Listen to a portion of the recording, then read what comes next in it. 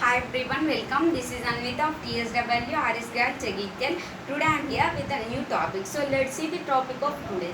So today our topic is acceleration. What is acceleration? So friends, acceleration is nothing but the rate of change of velocity of an object with respect to time is called acceleration. And this acceleration is a vector quantity. So it is a vector quantity. In that we have magnitude and direction. Okay friends, and the orientation of the object acceleration is given by the orientation of the net force acting on a particular object. Okay, and also the magnitude of an object acceleration as described by Newton's second law, which is commanded with the two effects or two cases, we can say that. Okay, and also friends, the SI unit of acceleration is meter per second squared. So as I said that the magnitude of an object acceleration as described by Newton's second law of motion, which is commanded with the two effects. So let's see what are those two effects. So see here.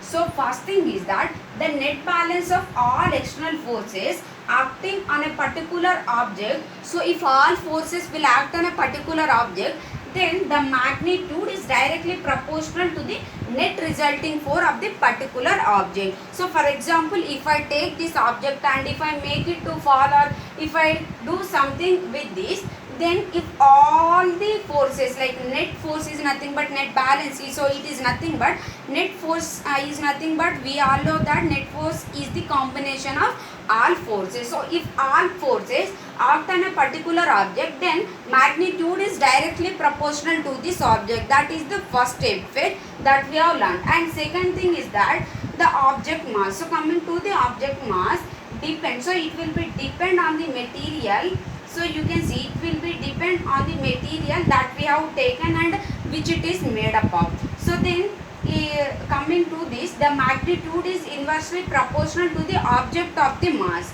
Okay, so it will be depend on which it is made up of, and then the magnitude is inversely proportional to the mass of an object, okay, of the particular object that we have taken. I hope you understand. Thank you.